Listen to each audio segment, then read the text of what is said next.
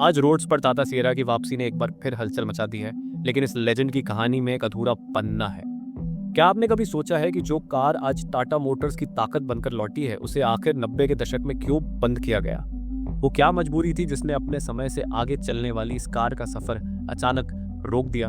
दोस्तों, आज हम देखेंगे सिएरा के उस पहले सफर की तरफ और गहराई से समझेंगे उन कारणों को जिनकी वजह से इतनी आइकॉनिक कार को डिसकंटिन्यू किया गया। चलिए जानते हैं सिएरा के बंद होने का असली सच। जब सिएरा 1991 में लॉन्च हुई, तब भारत में एसयूवी का कॉन्सेप्ट नया था और ज्यादातर लोग हैचबैक या सेडान पसंद करते थे। एसयूवी को आमतौर पर सरकारी या ऑफ रोड गाड़ियों से जोड़ा जाता था। ऐसे माहौल में सिएरा अपने लंबे दरवाजों, बड़े ग्लास पैनल, ऊंची ड्राइविंग पोजीशन और मस्कुलर लुक के साथ बिल्कुल अलग पहचान बनाती थी। ये उन लोगों के लिए थी जो एक साधारण गाड़ी नहीं बल्कि एक स्टेटमेंट खरीदना चाहते थे। सिएरा को टाटा ने एक 3 डोर एसयूवी के रूप में लॉन्च किया था, जो उस समय एक बोल्ड फैसला था। पीछे अलग दरवाजा न होने की वजह से एंट्री आगे के लंबे दरवाजों से ही होती थी, जो पीछे बैठने वालों के लिए असुविधाजनक थी। आज ये डिजाइन भले ही यूनिक लगे, लेकिन उस दौर में यह सिर्फ उन्हीं लोगों को पसंद आया जो प्रैक्टिकलिटी से ज्यादा स्टाइल को अहमियत देते थे।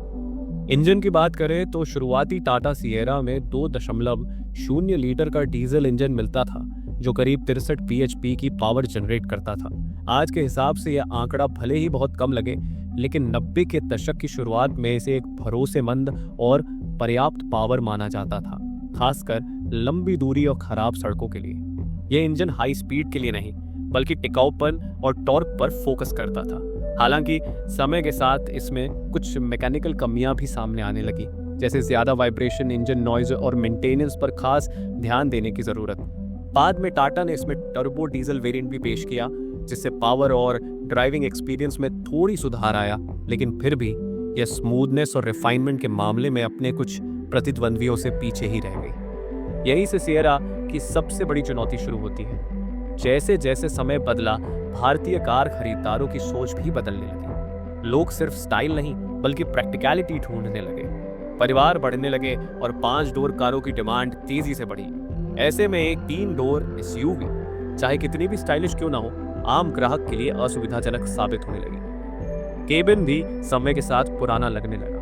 जहां एक तरफ मारुति और हुंडई जैसी कंपनियां ज्यादा फीचर्स, बेहतर फिनिश और आरामदायक इंटीरियर ऑफर कर रही थीं, वहीं सिएरा का इंटीरियर काफी सिंपल और बेसिक महसूस होता था।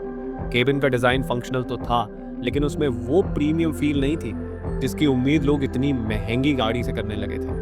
न पावर विंडो का चलन था, न ही पावर स्टीयरिंग या उस दौर के हिसाब से कोई खास एडवांस फीचर, जिससे यह धीरे धीरे अपने सेगमेंट में पीछे छूटती चली गई। एक और बड़ा कारण था कीमत।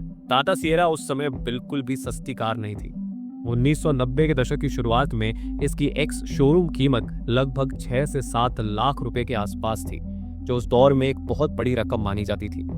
तुलना करें तो उसी समय जिप्सी करीब 5 लाख रुपए में मिल जाती थी, मारुति 800 सिर्फ 2 से 2.5 लाख रुपए में उपलब्ध थी और एम्बेसडर की कीमत भी लगभग 4 लाख रुपए के आसपास थी।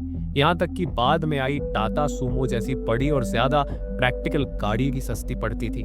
ऐसे में आम ग्राहक के मन में यह सवाल उठना लाजमी था कि इतने पैसे खर्च करने पर क्या उसे ज्यादा जगह, ज्यादा दरवाजे और ज्यादा उपयोगी गाड़ी मिल सकती है? और ज्यादातर मामलों में जवाब हाँ ही होता था।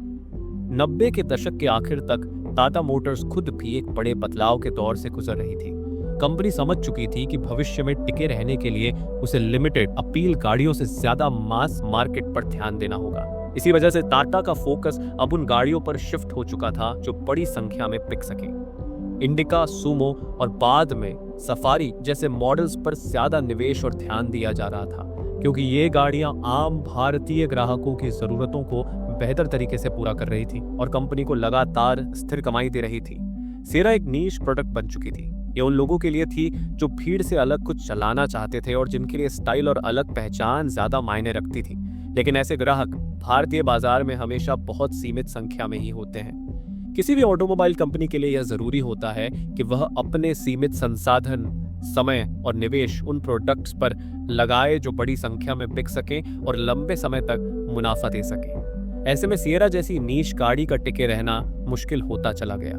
इसके अलावा उस समय भारत में एमिशन नॉर्म्स और सेफ्टी स्टैंडर्ड्स भी धीरे धीरे सख्त हो रहे थे। सिएरा जैसे पुराने प्लेटफॉर्म को नए नियमों के अनुसार अपडेट करना काफी महंगा सौदा था।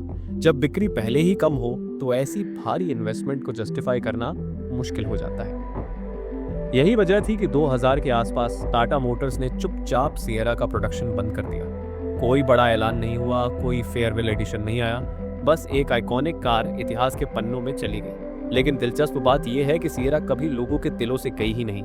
भले ही इसका प्रोडक्शन सालों पहले बंद हो गया हो, लेकिन इसका क्रेज आज भी जिंदा है। आज भी कई ऑटोमोबाइल शौकीन इसे प्यार से संभाल कर रखते हैं, मॉडिफाई करके चलाते हैं, ऑफ रोड इवेंट्स और कार मीट्स में लाते हैं और सोशल मीडिया पर इसकी तस्वीरें और वीडियो शेयर करते हैं। सिएरा धीरे धीरे एक कार से ज्यादा एक कल्ट आइकॉन बन चुकी है। शायद इसी वजह से टाटा मोटर्स ने सालों बाद इस नाम को फिर से जिंदा करने का फैसला किया। कंपनी जानती थी कि इस नाम के साथ लोगों की भावनाएं जुड़ी हुई हैं।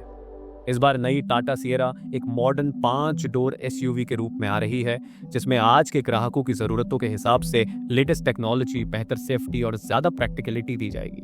तो अगर कोई कहे कि टाटा ने ओजी सिएरा को जानबूझकर खत्म कर दिया, तो हकीकत यह है कि सिएरा को कभी मारा नहीं गया। वह अपने समय से आगे की सोच थी, लेकिन उस दौर का भारतीय बाजार उसके लिए तैयार नहीं था। आज टाटा सिएरा एक सीख है कि सिर्फ आइकॉनिक डिजाइन काफी नहीं होता, समय के साथ बदलना भी उतना ही जरूरी है। अगर आपको टाटा सिएरा की कहानी पसंद आई हो तो वीडियो को लाइक करें, अपनी राय कमेंट में जरूर लिखें और ऐसे ही ऑटोमोबाइल कंटेंट के लिए चैनल को सब्सक्राइब करें। मिलते हैं अगले वीडियो में। आपका समय देने के लिए धन्यवाद।